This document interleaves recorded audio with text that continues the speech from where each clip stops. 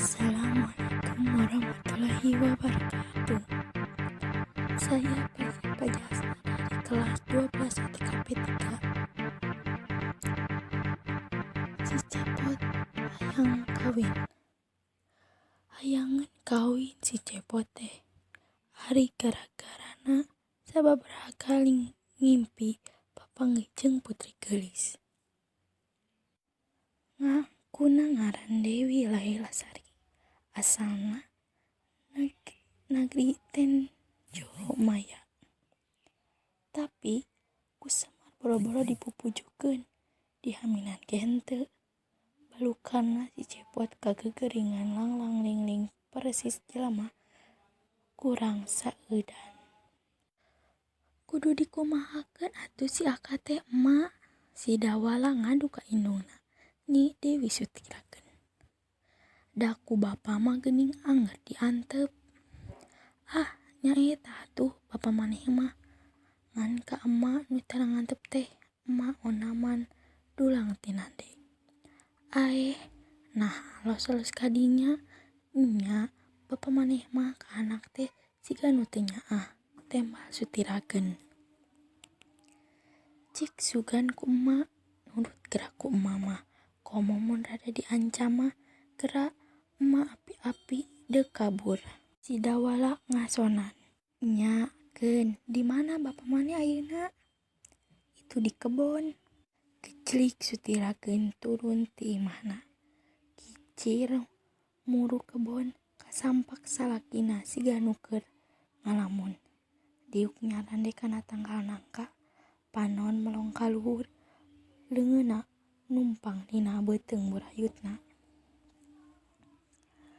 Beungeutna nu kawas baliter dipapaes irung badag jeung sungut cewau.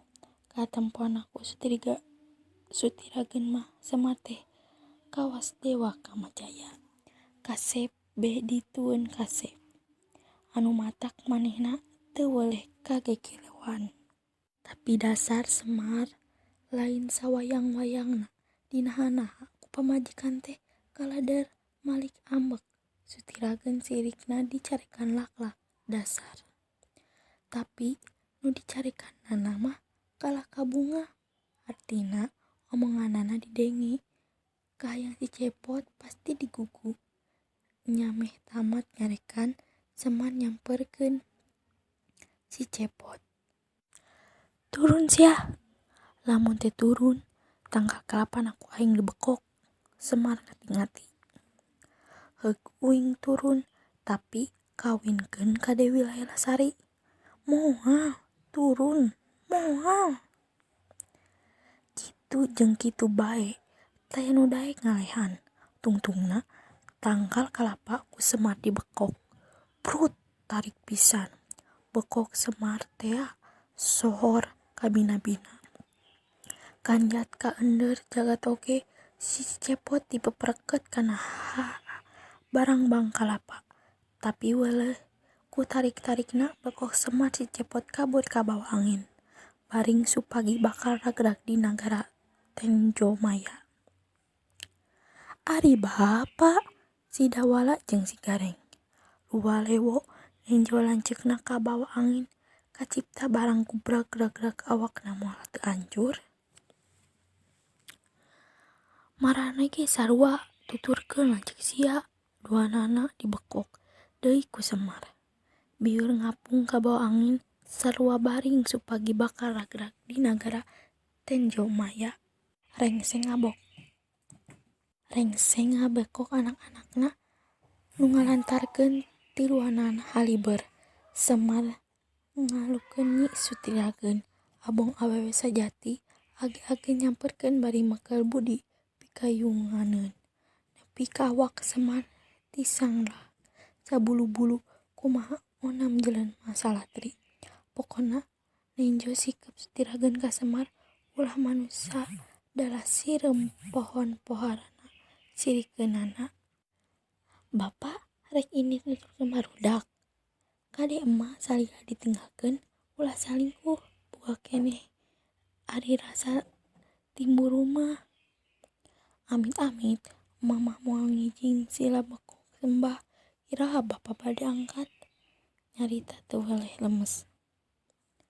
Ke sakedeung deui ayeuna mah hayu urang ngagogoleran heula mumpung eueuh barudak mun jelema mah bari umat imut kumasep. Caturkeun si Cepot dituturkeun ku si Dawala jeung si Gareng. Ragrag di nagara ten Jomaya. Ragragna deukeut alun-alun. Beh kumaranehna katempo jelema-jelema ngaralhud bari henteu eureun-eureun salusurakan. Sing horeng keur aya sembara nyaeta nyambarakeun anak ti Ki Togog. Nyambarakeun anak ti Togog teh Jamantri. Ngaranna Dewi Laerasari. Teu kudu dicaritakeun deui kumaha geulis-geulisna eta anak Togog. Da eta wae lamun manehna okojayan cai teh ngadadak inyai anu kapentrang panon poe awakna langsung nyekelak gesang. Para raja jeung adipati ti sawale nagara hiji ge teu aya nu kuat nadah wewesan. Jagat Tambilung kabeh taharak bubar katawuran.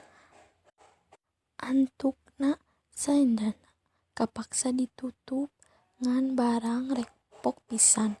Laka Tambilung nutup saembara si Cepot gancang ngagorowok. "Ke heula, kuring rek nyobaan milu saembara." "Maksudna maneh mika hayang adi uwing leres boga duit teu?" "Nyaeta henteu."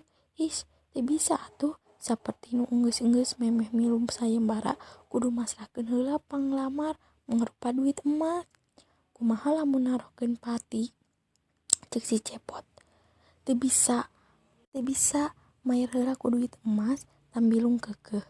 Cepot jeung adi-adina bingung, tapi sabot kitu kawas aya leungeun gaib neundeun duit emas kana sakucelana si Dawala. Eta leungeun teh sebenarna leungeunna Semar. Dawala kaget, "Aya duit emas lobanakeun." Terus nyarita ka lanceukna, "Tah, Kak, kabeneran uing mawa mikeun duit emas," ka lanceukna. Si Cepot gancang masrahkeun duit emas. Giliran si Jagat Tambilung lemas, pok deui ngomong, "Sakitu mah kurang keneh. Semar neuneun deui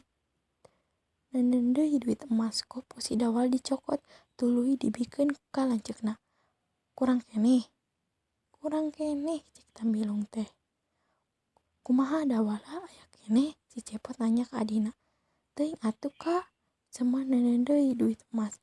Kitu jeung kitu bae nepi ka si Tambelang kapaksa narima si Cepot milu saembara. Si Cepot begalan pati, tapi sakali ditajong ge si Cepot teh langsung ngariuk tiluan baradami. Ayeuna milih rek baralik, barang rek indit datang Semar nyarekan ka si Cepot. "Teu boga kaera cenah, ari karep gede hayang boga pamajikan tapi kawani eueuh kawas lain anak Semar wae sia. Ari bapa lain kuring teu boga kawani ngan tingali bae ieu tapak najong sirikna teu mata tungtung." Ku Semar ditempo, "Paingan atuh." Kop Semar nyabut ku kunjung salambar. Tuluy dibikeun ka si Cepot. Barang dicabut robah jadi sabangsal halu. "Kebukeun ku maneh." Deur deui patutunggalan si Cepot ditajong ku Tarumpah Sakti, tapi ayeuna mah teu nanaon sabab geus diilmuan ku Semar. Giliran si Cepot males, langsung si Tambilung ngarumpuyuk. Datang Togog terus dicagerkeun. "Ieu lawaneun si Laing mah. Bapa rek nitis kana awak maneh." Saharita Togog miraga sukma kana awak Tambilung. Si Tambilung maju deui, habeg digebuk ku si Cepot, tapi teu karasa nanaon. Sabalikna barang diciduhan. Si Cepot ngarumpuyuk. Nenjo anakna ngagoler, Semar buru-buru nyampeurkeun tuluy dicagerkeun. Kurang ajar si Togog. Giliran Semar migara sukma kana awak si Cepot. Nu ngadu janten rame pisan. sarua tanggoh. Akhirna Togog ngaku eleh sarta masrahkeun anak-anak ka si Cepot. Orokaya Dewi Lairasari kajeun rek labuh pati batan daek dikawinkeun si Cepot.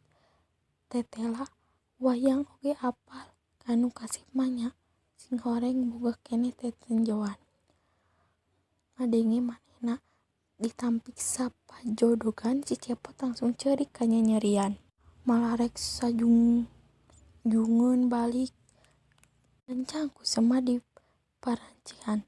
Saharita awak jeung rupana robah, si Cepot malih warni jadi satria nu kacida kasepna. Ngaranna oge diganti jadi Hyang Sukmawisesa. Dewi Lairasari ayeuna mah nu kaedanan. Geus kitu mah tuluy bae dikawinkeun sataun ti harita. Dewi Lairasari ngalahirkeun anakna lalaki, pohara kasepna. Lir bebelahan terong jeung si Cepot nu asli. Dingaranan Sanghyang Sangga Langit. Bareng jeung gelarna Orok ti Lairasari beungeut katut deug-deug pangadeg si Cepot pulih ka Jatimulang deui kaasal jadi Cepot alias Astra Jingga. Eta nu ngalantarkeun Dewi Lairasari pondok umur maot gara-gara ruas tempo wujud asli salakina nepi ka jajantungana murag. Wassalamualaikum warahmatullahi wabarakatuh.